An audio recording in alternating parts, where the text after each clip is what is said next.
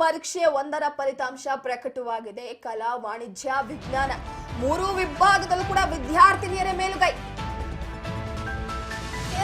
ವಿಜ್ಞಾನ ವಿಭಾಗದಲ್ಲಿ ಶ್ರೇಯಾ ಎಸ್ ಮೊದಲ ಸ್ಥಾನ, ಕಲಾ ವಿಭಾಗದಲ್ಲಿ LR ಸಂಜನಾ ಬಾಯ್ ಟಾಪರ್, ವಿಜ್ಞಾನ ವಾಣಿಜ್ಯ ವಿಭಾಗದಲ್ಲಿ ದೀಪಶ್ರೀ ಎಸ್ ಟಾಪರ್ ಆಗಿರುವಂತದ್ದು. ಒಟ್ಟಾರೆಯಾಗಿ ಮೂರು ವಿಭಾಗದಲ್ಲೂ ಕೂಡ ಮಹಿಳೆಯರೇ ವಿದ್ಯಾರ್ಥಿನಿಯರೇ ಟಾಪ್ ಸ್ಥಾನದಲ್ಲಿ ತೇರ್ಗಡೆ ಆಗಿದ್ದಾರೆ.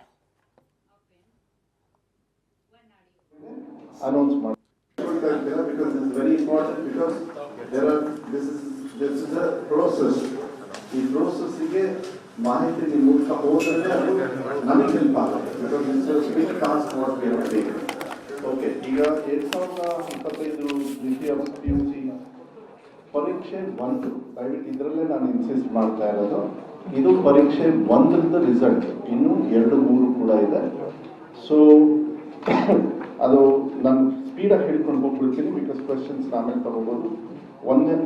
ಇದು 1/3/25 ಸ್ಟಾರ್ಟ್ ಆಗಿ 23-25 ಸುಮಾರು 1171 ಪರೀಕ್ಷಾ ಕೇಂದ್ರಗಳಲ್ಲಿ ಎಕ್ಸಾಮ್ಸ್ ನಡೀತು.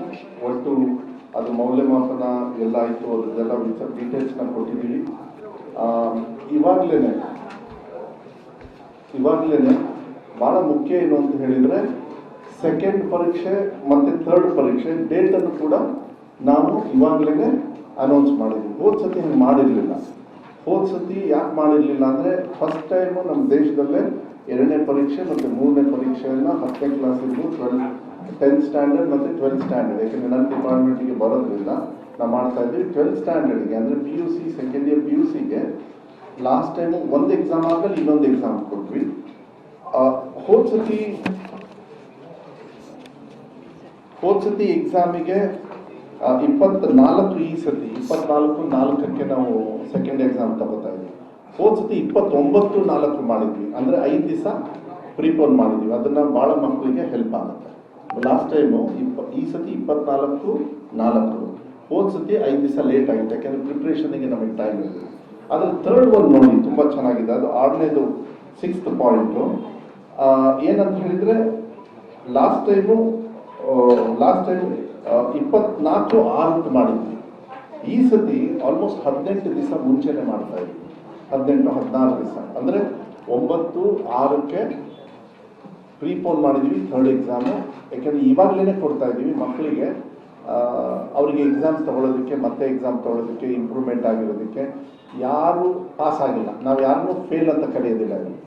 ಈಗೇನೇ ನಮಗೆ ಯಾರು ಪಾಸ್ ಆಗಿಲ್ಲ ಅಂತ ಮಾತ್ರ ಹೇಳ್ತಾ ಇದ್ದೀವಿ ಹೊರತು, because exam process is not completely as far as hour board is concern. ಇನ್ನು ಸೆಕೆಂಡ್ ಆಪ್ಷನ್ ಇದೆ, ಥರ್ಡ್ ಆಪ್ಷನ್ ಇದೆ, ಕೆಲವು ಇಂಪ್ರೂವ್ಮೆಂಟ್ ಇದೆ. ಸೊ ನೀವೇನು ಪರ್ಸೆಂಟೇಜ್ ನೋಡ್ತಿದ್ದೀರ ಕೆಳಗಡೆ, ಅದೆಲ್ಲ ತುಂಬ ಬದಲಾವಣೆ ಆಗ್ತದೆ, ಇಂಪ್ರೂವ್ಮೆಂಟ್ ಆಗ್ತದೆ. ಆಮೇಲೆ ಬಿಫೋರ್ ಐ ಸ್ಪೀಕ್, ಎಕೋ ಆಗ್ತಾ ಇದೆಯಾ? ಓಕೆ, ಎಲ್ಲ ಆಫ್ ಮಾಡಿ. ಓಕೆನಪ್ಪ? Okay,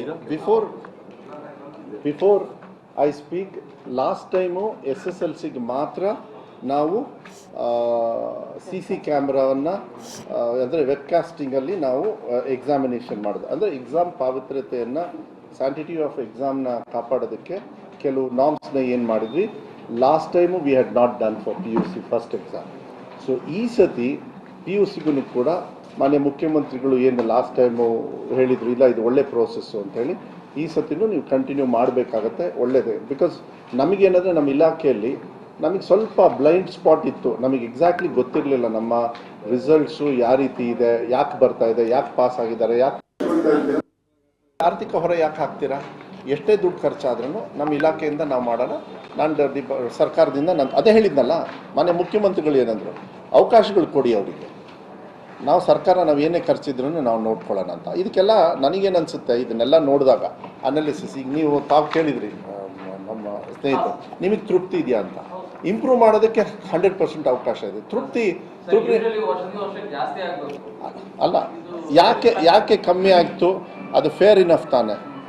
that is not A reason. But ನಾವು ಇನಿಷಿಯೇಟ್ ತಗೊಳ್ಳೋದಕ್ಕೆ ನನ್ನ ಕಣ್ಮುಂದೆ ನಂದು ಏನು ತಪ್ಪಾಗಿದೆ ಅಂತ ಹೇಳಿ ಕಾಣಿಸ್ಕೊಳ್ಳಿಲ್ಲ ಅಂದರೆ ಹಿಂದಿನವ್ರಿಗೆ ನಾನು ಬ್ಲೇಮ್ ಮಾಡ್ಕೊಂಡು ಕೂತ್ಕೊಳ್ಳೋ. ಆಯಿತು, 2 ವರ್ಷ ಆಯ್ತು ನಾವು ಬಂದು, ಇನ್ನು ಬ್ಲೇಮ್ ಮಾಡ್ತಾ ಕೂತ್ಕೊಳ್ಳ ನಾನು.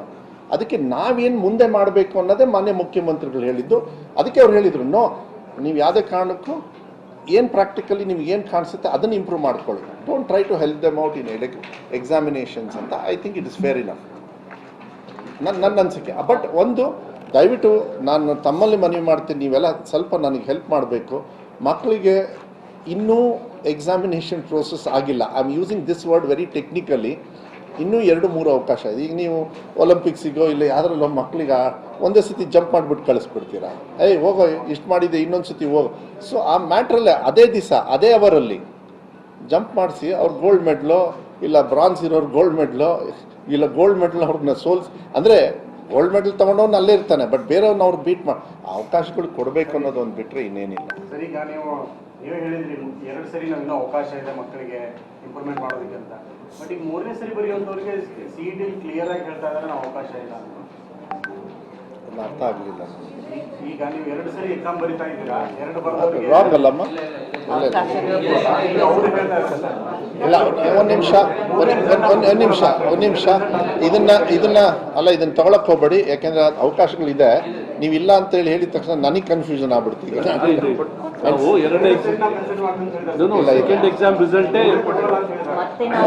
ಒಂದು ನಿಮಿಷ, ಆರ್ಥಿಕ ಹೊರೆ ಯಾಕೆ ಹಾಕ್ತೀರಾ? ಎಷ್ಟೇ ಎಸ್, ಒಂದು ಕಡೆ ಈಗಾಗಲೇ